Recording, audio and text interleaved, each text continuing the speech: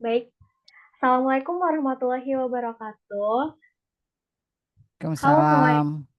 kami dari kelompok 11 dan selamat datang di podcast mata kuliah Etika dan Komunikasi Profesional dengan tema The Importance of Intellectual Property Rights. Sesuai topik yang kami ambil yaitu inovasi rumpun portable, hak kekayaan intelektual, dan hilirisasi riset untuk nelayan. Hari ini kita kedatangan narasumber spesial, seorang peneliti dan dosen dari Fakultas Perikanan dan Ilmu Kelautan IPB University, yaitu Ibu Dr. Roza Yusfiandayani SPI. Beliau bersama timnya berhasil mengembangkan rumpon portable, sebuah inovasi teknologi perikanan yang bukan hanya lebih efisien, tetapi juga ramah lingkungan dan sudah mendapatkan berbagai penghargaan baik nasional maupun internasional. Nah, pada podcast kali ini, kita akan membahas bagaimana perjalanan inovasi rumpun portable, bagaimana perlindungan hak kekayaan intelektual atau HAKI berperan penting, hingga pengalaman Ibu Roza di LKST atau Lembaga Kawasan Sains dan Teknologi IPB dalam mendukung hilirisasi riset agar bisa dimanfaatkan oleh masyarakat luas. Sebelum itu, izinkan kami memperkenalkan diri. Saya Cindy Imelda sebagai host dan rekan-rekan saya, Fania Aida Agatha sebagai penanya 1, Siti Hairunisa sebagai penanya 2, dan Salsabila Ananda sebagai penanya 3. Nah, sebelum masuk ke inti pembicaraan, mungkin Ibu Roza bisa sedikit memperkenalkan diri, aktivitas sekarang, dan cerita singkat bagaimana sih awalnya bisa fokus meneliti di bidang perikanan tangkap. Silakan Ibu. Oke, terima kasih Cindy, Salsa, Fania, dan Siti Hairunisa ya. Oke, Assalamualaikum warahmatullahi wabarakatuh. Saya Rosa Yusfiandayani, tapi biasa dikenal nama panggungnya Ocha ya. Saya dosen di Departemen Pemanfaatan Sumber Daya Perikanan, jadi dosen sejak tahun 2008.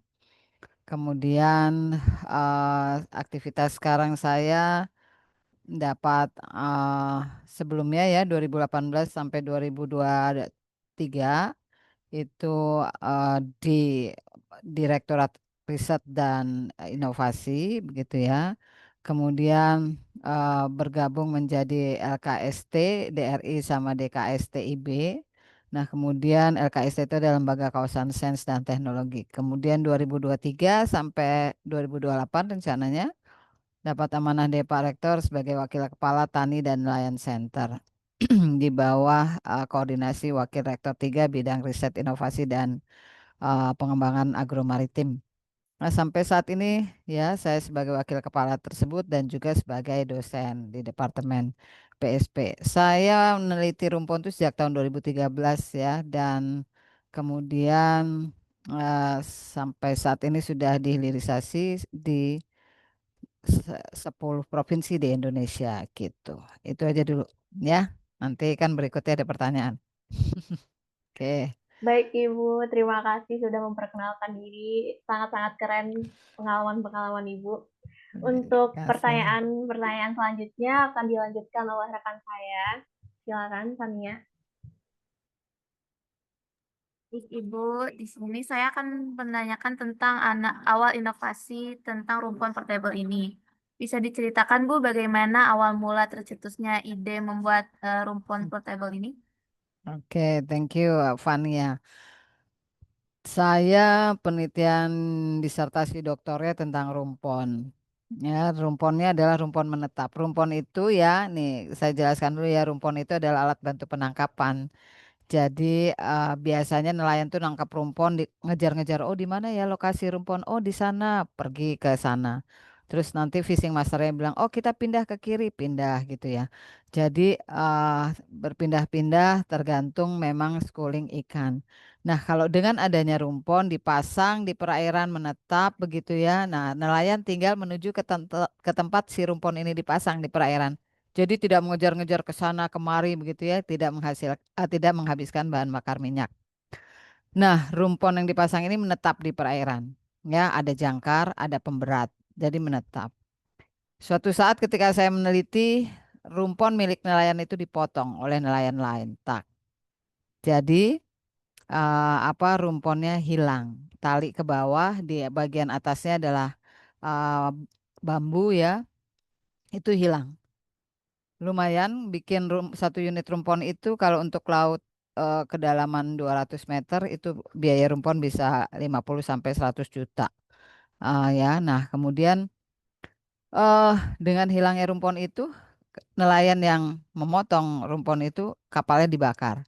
Terjadilah eh, ya ini ya terjadi friksi eh, sampai ke ya di pengadilan begitu ya. Karena ada peristiwa tersebut, saya terus berpikir, oh kalau gitu sepertinya perlu diciptakan nih rumpon yang tidak menetap di perairan, tapi portable, mobile, bisa dibawa pulang ya. Kemudian kalau mau menangkap ikan baru dibawa ke laut gitu. Itu yang mendasari pikiran saya ya. Biasanya rumpon yang menetap ini ada penarik ya atau atraktornya itu adalah daun-daunan. Ada daun kelapa, daun nipah, daun pinang. Tetapi dengan rumpon portable saya, kami menggunakan begitu ya. Kami itu saya sebagai ketuanya, Profesor Indrajaya dan Profesor Mul sebagai anggota itu mengganti dengan frekuensi suara. Jadi memikat ikannya dengan frekuensi suara. Ya seperti kamu-kamu kalau dengar lagu gitu ya, pengen dengar lagu BTS, pengen dengar lagunya apa sekarang tuh macam-macam ya, ada Delantis ya, ada Blackpink gitu ya. Nah, ini kita menciptakan seperti itu. Jadi apa ya itu gitu karena kan punya sifat hipnotaksis. Kalau kita kepo, sifat ingin tahu gitu dengar apa tuh gitu ya, terus dia datang berkumpul dan nelayan datang nangkap ikan gitu. Jadi eh ter ter ide ini muncul ya karena ada kejadian bahwa rumpon menetap itu bisa dengan mudahnya nelayan lain memotong ya sehingga hilang gitu ya, jadi investasi di laut hilang gitu ya. Bayangkan kalau bikin rumponnya 100 juta dipotong ya hilang tuh 100 jutanya gitu ya. Gitu. Gitu kan ya. Masih Kalau mute. dari perbedaan paling menonjol antara rumpon portable dengan rumpon konvensional yang biasa digunakan nelayan itu apa ya, Bu? Perbedaan menonjolnya adalah ya penggunaan atraktor begitu ya. Kami tidak perlu menggunakan daun-daunan, tidak perlu menggunakan daun pinang, nipah, kelapa gitu ya. Terus daya tahan sih at least ya hampir sama ya 3 sampai 4 tahun. Terus perawatan gitu ya, perawatan pokok kalau rumpon konvensional ya dia harus selalu di apa namanya diganti daunnya karena daunnya kan terurai itu ke perairan ya, dalam artian akhirnya jadi busuk itu setiap sebulan sekali gitu. Kalau di rumpon portable ya cas biasa seperti apa kita mencas handphone begitu ya atau kamera. Nah kemudian ya memang lokasi lokasi untuk menangkap ikan bisa lokasi dengan rumpon portable jaraknya bisa lebih jauh. Kalau menetap kan ya di situ-situ aja karena menetap di perairan. Ya, misalnya itu rumpon menetap itu diletakkan di 50 meter, ya udah dia stay di 50 meter itu. Kalau rumpon portable kita mau bergerak nangkapnya di 100 meter gitu, tinggal bergerak di 100 meter. Jadi begitu. Kalau dari hasil tangkapan memang kami pernah melakukan penelitian begitu ya dengan rumpon portable ini dipakai alat tangkap namanya gillnet di mana di Banten ini bisa meningkatkan hasil tangkapan sampai 45% pakai rumpon portable ya. Terus juga bisa menghemat bahan bakar minyak itu sampai di 54% gitu perbedaannya. Eh, eh, kalau boleh tahu, waktu uji coba di lapangan, respon nelayannya seperti apa? Wah, respon nelayannya udah bagus-bagus sekali gitu ya yang wah ya ada yang bilang wah ini alat tangkap alat bantu penangkapan ini Bu apa namanya amazing gitu ya apa saya seperti bermimpi ya responnya pada senang sekali karena hasil tangkapan jadi banyak di Lampung juga begitu nyoba dengan pursen begitu ya. Wah ibu biasanya saya cuma dapat 50 kilo kok ini dapat 5 kintal nih malam ini gitu ya. Jadi ini apa namanya terima kasih banget Bu inovasinya gitu ya.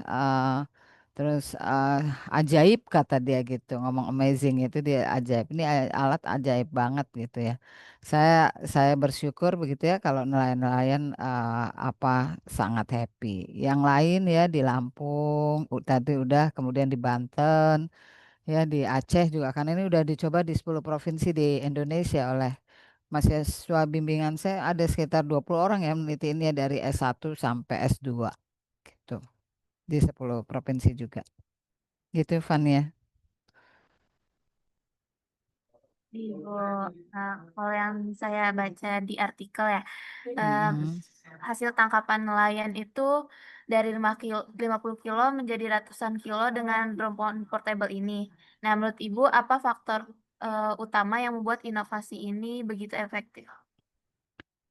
Well, kelihatannya memang apa namanya pada saat penggunaan ini ya dengan suara begitu ya ikut juga dapat mengumpulkan ikan-ikan begitu ya yang berkumpul di situ, kemudian dia memikat dari ukuran yang tadinya sedang gitu ya, kemudian memikat yang ukurannya lebih besar dan lebih besar lagi sehingga mengumpulkan banyak ikan begitu ya. Jadi kemudian nelayan tinggal melakukan penangkapan begitu. Jadi memang dia apa namanya sangat efektif mengumpulkan ikan dari berbagai ukuran. Nah, tapi memang kami saat ini concern untuk dapat menangkap ikan sebisa mungkin yang ukurannya sudah layak tangkap. Artinya layak tangkap itu dia setidaknya sudah bereproduksi gitu ya untuk pertama kalinya. Bereproduksi artinya dia sudah uh, dewasa begitu. Begitu. Jadi nggak boleh nangkap ikan yang kecil-kecil yang ukurannya masih ya kalau kita analogikan yang masih ukuran anak SD, anak SMP gitu ya, gitu. Ikannya yang kecil-kecil gitu. Kecuali ikan teri ya. Kalau ikan teri emang ukurannya segitu. Gitu, Fania. Ibu, terima kasih. Baik, Ibu. Sama-sama. Baik, rumpun portable ini juga ternyata sudah meraih berbagai penghargaan, baik di tingkat nasional maupun internasional. Dari pengalaman Ibu sendiri, kira-kira apa arti dari pencapaian ini untuk dunia riset di Indonesia? Oke. Arti pencapaian ini berarti bahwa riset di Indonesia itu ya adalah hasilnya invensi. Nah, invensi ini setelah dilindungi kekayaan intelektualnya menjadi inovasi.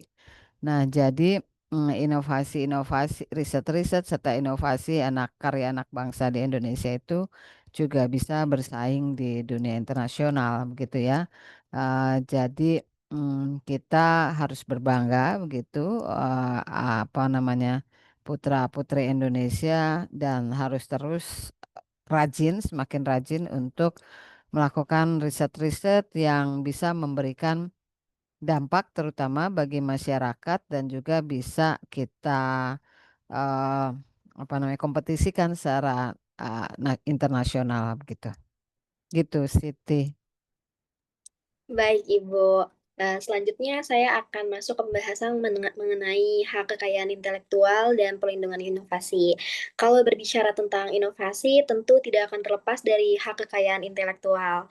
Apakah inovasi rumpun portable ini sudah didaftarkan dalam bentuk hak kekayaan intelektual, misalnya paten atau perlindungan lain yang relevan? Oke, terima kasih. Saya melakukan penelitian ini tahun 2013 ya. Nah, kemudian hasilnya, wah, saya masih belum satisfied, saya masih belum puas. 2014 saya bikin proposal lagi, lolos didanai lagi. Kemudian hasilnya oke, eh, bagus begitu ya. Tapi saya masih bagus, tapi dalam artian saya masih ingin, wah, perform alatnya ini masih kurang nih gitu ya. Kemudian buat lagi proposal, berarti itu di 2015 ya. Ketika di 2015 hasilnya bagus dan prototipenya juga bagus begitu ya. Dalam artian bagus adalah dia tidak apa sebelum-sebelumnya itu masih mengalami kebocoran karena nggak mudah loh ya bikin alat bantu yang dia waterproof ya dia harus bunyi bayangin ya bunyi terus di dalam air gitu kan bolong, maaf. Yes, benar. Bolong sebesar ujung jarum aja gitu ya. Itu bisa kemasukan air dan bocor gitu ya. Nah, akhirnya di 2016 saya membuat belajar ya drafting paten karena harus belajar dulu loh ya gitu karena harus ada penelusuran paten ya sampai penelusurannya sampai ke luar negeri begitu ya kita cari dulu ada nggak di luar negeri juga yang sudah alat tangkap alat bantu semacam ini begitu ya. Nah, kemudian ya sudah belajar membuat drafting paten, kemudian saya daftarkan ya. Saya daftarkan jadi per Agustus 2016 itu sudah dilindungi kekayaan intelektualnya dengan status terdaftar ya. Status terdaftar oleh karena itu kemudian di 2017 ya ada namanya dulu calon perusahaan pemula berbasis teknologi saya daftarkan ya saya ikut kompetisi itu bikin proposal dan mereka memang bertanya, udah didaftarkan belum KI-nya? Saya berikan nomor pendaftarannya. Kalau masih pendaftaran tuh nomor pendaftarannya P00 sekian sekian kosong berapa gitu ya. Pasti depannya P. Kalau nah saya mendaftarnya waktu itu paten yang masa perlindungannya 20 tahun. Nah, sejalan dengan itu akhirnya alhamdulillah tuh tahun 2002. Memang agak lama nih prosesnya Mbak ya gitu. 2021 itu akhirnya sudah paten granted. Paten granted itu sudah ya granted, sudah dapat sertifikat granted. Kalau waktu pendaftaran belum ada sertifikat burung Garuda ditandatangan Kemenkumham ya. Jadi sudah granted itu sudah siap untuk dihilirisasi. Tapi sebelum granted saya udah menghilirisasi dengan tadi perusahaan pemula berbasis teknologi. Akhirnya saya membentuk startup setelah membentuk startup gitu ya. Nah, kemudian tahun 2019 mulai dihilirisasi sampai sekarang gitu. Jadi udah ada patennya, Pak, namanya paten. Ada lagi paten sederhana. Kalau paten sederhana masa perlindungannya 10 tahun, kalau paten masa perlindungannya 20 tahun. Baik, Oke. Ibu. Kemudian menurut Ibu, sejauh mana hak kekayaan intelektual ini dapat memberikan perlindungan agar inovasi ini tidak mudah ditiru oleh orang lain sekaligus memberikan nilai tambah dari sisi ekonomi? Oke, thank you. Kalau sudah paten begitu ya, biasanya kalau ada yang melakukan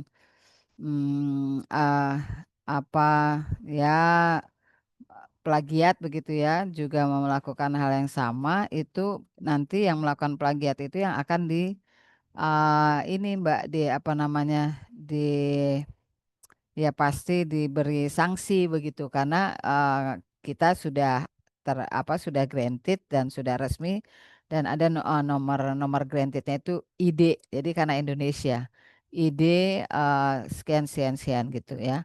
Nah, kalau yang paten sederhana IDS, kalau yang enggak kalau paten saja IDP 00 sekian sekian sekian gitu ya. Nah, jadi kita sudah pokoknya sudah nyaman, tenang kalau sudah kita daftarkan kekayaan intelektualnya gitu. Gitu Mbak Siti. Pasti sudah tenang dan kalau yang lain meniru begitu ya itu pasti akan diberi sanksi hukum ya begitu. Baik, Ibu. Terima kasih, Ibu, atas jawabannya. Sama-sama. Baik, eh, yang saya tahu Ibu Roza juga pernah menjadi bagian dari LKST IPB, yaitu lembaga yang berfokus pada hilirisasi riset dan perlindungan kekayaan intelektual. Nah, bagaimana pengalaman Ibu di LKST ini ikut membantu proses pelindungan haki atau mempercepat hilirisasi rumpon portable-nya juga? Oke, terima kasih. Ya, saya pernah menjadi asisten direktur bidang pengelolaan inovasi ya di LKST selama 2 tahun karena tadi merger antara Direktorat Inovasi dan Kekayaan Intelektual dengan Direktorat Inkubator Bisnis gitu ya, itu merger sehingga menjadi LKST. Jadi selama 2 tahun itu saya di situ ya pengelolaan inovasi dan kekayaan intelektual. Nah, memang kami membantu begitu ya di LKSD, membantu para dosen-dosen ya, kami sebutnya inventor gitu ya, para inventor-inventor ini untuk mendaftarkan hasil penelitiannya ya untuk didaftarkan kekayaan intelektual ya, sehingga mereka bisa apa namanya, kemudian kalau sudah didaftarkan kekayaan intelektualnya sudah dapat dihilirisasi. Kami berani gitu ya. Kami yang selalu juga mencarikan mitra untuk menghilirisasi ke perusahaan-perusahaan. Jadi kalau sudah dilindungi kekayaan intelektualnya, kami sangat apa namanya, semakin gencar mencari perusahaan untuk bisa menghilirisasi, inovasi tersebut begitu. Tapi jika belum didaftarkan, kami akan sangat-sangat menyarankan untuk didaftarkan dulu kekayaan intelektualnya gitu ya, karena supaya itu tadi tidak mudah ditiru ya, dan juga kita sudah memiliki, apa namanya, kekayaan intelektual itu sudah apa ya, seperti sudah, kalau kamu lulus punya ijazah udah sah gitu dengan inovasinya, saya udah legal gitu ya, legalitasnya ada gitu terhadap inovasi tersebut. Tapi kalau belum didaftarkan, dia nggak akan bisa untuk, "Ini inovasi saya loh, mana buktinya?" Gitu ya, legalnya nggak ada gitu. Tapi kalau sudah didaftarkan, oh ya benar dia sudah mendaftarkan inovasi ini dan itu memang miliknya gitu, milik dosen-dosen. Gitu Mbak Salsa. Menarik sekali, Bu. Nah, lalu apakah ada tantangan yang Ibu rasakan dalam membawa inovasi dari laboratorium ke masyarakat, khususnya ke nelayan, Bu? Oke. eh yang saya rasakan ya bahwa inovasi ke nelayan, eh ya nggak mudah ya gitu karena mereka yang tadinya biasa menggunakan rumpon tradisional gitu ya. Terus, "Ah, apa ini?" gitu ya. "Oh, pakai suara," gitu. Mereka yang masih kita harus pelan-pelan dan dengan menggunakan bahasa mereka begitu ya, bahwa, "Iya, kami sudah uji." Makanya setelah saya uji begitu ya di, beberapa daerah gitu dan kemudian sudah ada hasilnya, karena selalu setiap saya uji itu saya ya, apa, mahasiswa S1 minimal 3 orang gitu ya, pasti ikut dalam penelitian gitu ya. Itu sudah ada hasil ujinya itu baru saya form ke nelayan. Sewaktu belum ada hasil ujinya saya belum berani. Jadi selama 3 tahun, 2013 sampai 2015, 2015 saya baru berani mendekat ke nelayan. Untuk mengatakan, "Iya Pak, ini, apa namanya, alat bantu inovasi teknologi yang bisa Bapak, gunakan untuk biar ikan cepat kumpul, terus nanti hasil tangkapan Bapak juga banyak," gitu. Kita memang harus menggunakan, bahasa-bahasa yang lebih sederhana dan singkat ketika menyampaikan ke nelayan. Ya memang perlu waktu begitu ya, nggak dengan mudah cepat juga begitu ya. Perlu waktu selain kepada nelayan ya kami ke dinas-dinas karena supaya dinas-dinasnya juga memberi informasi ke nelayan gitu ya dan nelayan mengetahui. Jadi begitu. Jadi ya sebenarnya kalau tantangan secara luas begitu ya, bahwa biasanya hasil-hasil penelitian itu memang dilakukannya pada skala laboratorium ya. Dan ketika dihilirisasi itu perusahaan-perusahaan tuh bilang, "Aduh ini ternyata masih skala lab," begitu ya. Harus dilakukan, sedikit penyempurnaan lagi supaya bisa di-scale up skala industri gitu.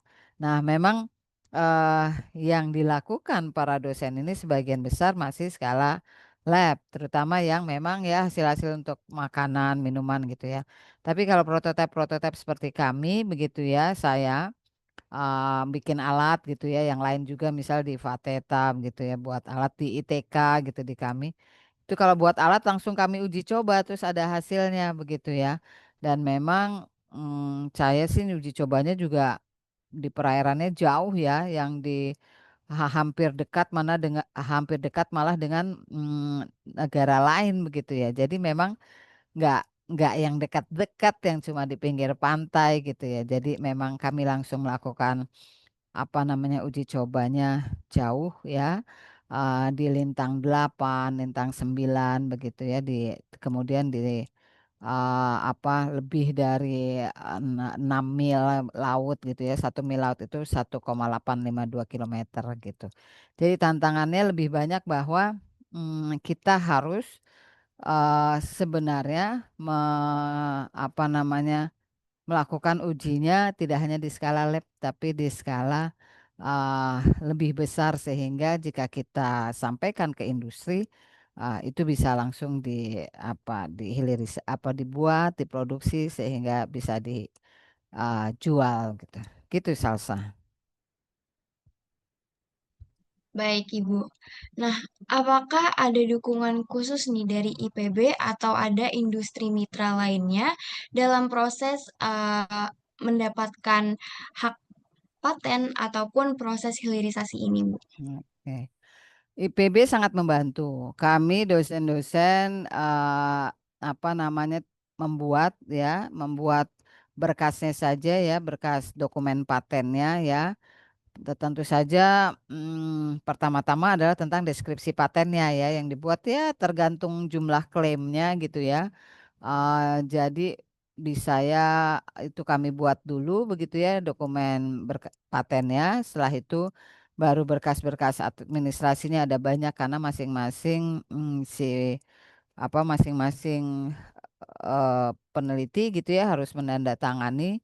Nah, kami setelah membuat itu kami daftarkan di LKST gitu ya. Nah, kemudian LKST yang mendaftarkan ke Kemenkumham. Sekarang mendaftarkannya secara online, kalau dulu belum. Ini udah beberapa tahun ini sudah mendaftarkannya secara ini ya, online langsung, cepat. Nah, kita biayanya dibiayai oleh IPB gitu ya. Jadi kami tidak membayar gitu ya, yang membayar adalah IPB. Jadi difasilitasi oleh IPB, kecuali misalnya dari penelitian. Nah, di penelitian dianggarkan untuk mendaftarkan, nah itu harus dari biaya penelitian. Tapi bagi para peneliti yang tidak mendapatkan dana penelitian, nah itu dibiayai oleh IPB gitu ya. Nah, setelah dibiayai, kami biasanya suka ini tuh ya, kalau industri-industri datang gitu ya, dulu tuh sampai 9 Naga itu yang datang siapa ya? Aku lupa tuh. Ada lah gitu ya. 9 Naga datang, terus kami itu di LKST harus mempresentasikan apa aja sih inovasi-inovasi apa aja yang ada di IPB, bidang macam-macam ya. Kami sampaikan, nah ini inovasi ini. Bahkan sekarang kan sudah ada prototipenya. Saya langsung memperlihatkan ini glukodiap adalah ini. Ini, nah sampai ke inovasi saya juga, ini rumpon portable. Nah biasanya Pak Rektor bilang, oh itu yang menjelaskan yang punya tuh gitu ya. Terus saya sampaikan iya ini milik kami dan tim, kami sampaikan. Jadi di IPB itu sekarang tuh bukan sekarang ya, udah hampir di 8 tahun kita sudah punya ruang inovasi, yang kemudian setiap tamu ya, sampai Pak Presiden pun saat datang tuh kita perkenalkan inovasi-inovasi ya. Nah, jadi dengan begitu dipromosikan tuh hasil-hasil penelitian kami. Nah, jika ada perusahaan yang ingin menghilirisasi, kami langsung menghubungi dosennya dan kemudian rapat bareng bersama kami gitu ya, LKST, si inovatornya, kemudian mitranya. Nah, kemudian ya sudah kami lebih perkenalkan lebih dalam. Ketika tertarik lagi, kami LKST memfasilitasi membuat namanya perjanjian kerjasama teknologi. Ya, perjanjian kerjasama teknologi yang sudah menghitung sampai sampai ke berapa yang nanti akan diberikan oleh si perusahaan itu ketika menggunakan inovasi. Berapa memberikan royalti yang akan diberikan ke IPB, sebesar berapa persen dikirimkan nanti ke rekening rektor, yang uang yang ditransfer tersebut ke rekening rektor akan digunakan untuk biaya pemeliharaan paten. Jadi paten itu perlu bayar tuh ya, perlu bayar biaya pemeliharaannya ya. Jadi untuk membayar biaya pemeliharaan paten sama diberikan ke inovatornya. Kalau nggak salah 60% untuk pemeliharaan paten, 40% untuk kebalik, 40% untuk pemeliharaan paten, 60% untuk inovator. yang kemudian dibagi lagi. Itu bentuk royalti. Jadi sampai seperti itu. Jadi ibaratnya kami menjodohkan ya, menjodohkan inovasi dengan mitra gitu.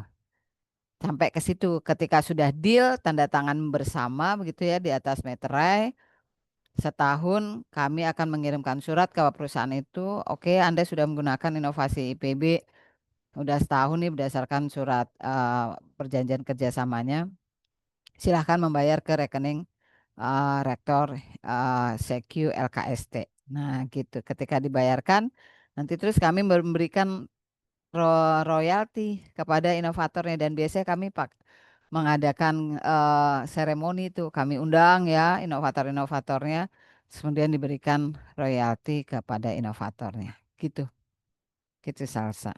Jadi sangat memfasilitasi dosen-dosennya sih IPB itu luar biasa Wak, pokoknya IPB ini.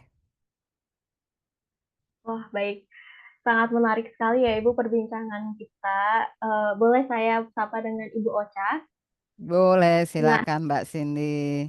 kalau saya boleh memfollow up tadi, rumpun portable ini bermula dari rumpun konvensional yang dibakar yang dipotong oleh Dipotong. ya, kemudian Ibu terpikirkan inovasi, kemudian prosesnya ternyata sangat lama dari 2013, masih terus improve lagi hingga mendapatkan hak kekayaan intelektual dan mendapatkan respon sangat positif dari nelayan dan proses hilirisasinya.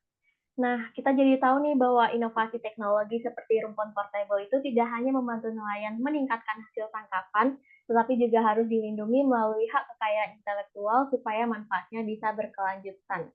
Tadi kita juga mendengar pengalaman Ibu Ocha di LKST IPB yang sangat penting dalam menjembatani penelitian dan pemanfaatan nyata di lapangan. Nah, sebelum kita tutup, mungkin Ibu Ocha ada sedikit pesan singkat untuk kami mahasiswa, peneliti muda, atau bahkan inovator di bidang lain tentang pentingnya melindungi karya mereka dengan hak kekayaan intelektual. Oke, makasih Mbak Cindy. Ya, para intelektual muda, Gen Z ya, ya silahkan untuk membuat ya kreativitas, inovasi di bidang apapun ya, tidak dibatasi silahkan begitu. Nah, ketika Anda sudah menemukan inovasi yang akan terus digeluti begitu ya, sebisa mungkin passionnya dijaga tetap begitu ya, tetap semangat untuk itu karena tidak mudah gitu ya untuk langsung dihilirisasi ya. Jadi begitu menemukan langsung didaftarkan kekayaan intelektualnya. Jadi kekayaan intelektual itu ada 9 loh ya. Nah, kalau kamu yang entrepreneur misalnya membuat kue, membuat platform gitu ya, kalau kue-kue gitu ya, makanan, minuman, itu bisa didaftarkan hak ciptanya gitu ya. Hak cipta atau juga hak merek ya, hak merek itu bisa. Jadi kemudian kalau platform biasanya hak cipta, kalau makanan, minuman hak merek. Nah, itu silahkan didaftarkan, kemudian setelah itu baru kemudian hilirisasi gitu ya. Itu prosesnya nggak lama kok gitu ya untuk melakukan pendaftaran kekayaan intelektual gitu ya. Jadi jangan lupa untuk apa namanya mendaftarkan inovasi-inovasi kamu eh, di kekayaan intelektual sehingga kemudian kamu bisa dengan tenang ya untuk menghilirisasi apa yang telah kamu temukan gitu. Gitu Mbak Cindy. Baik, terima kasih banyak Ibu Ocha atas waktunya. Kami jadi mendapatkan Sama-sama. banyak sekali pengetahuan-pengetahuan baru. Semoga inovasi rumpun portable ini semakin luas pemanfaatannya dan menjadi inspirasi untuk inovasi lain di bidang perikanan maupun teknologi tepat guna.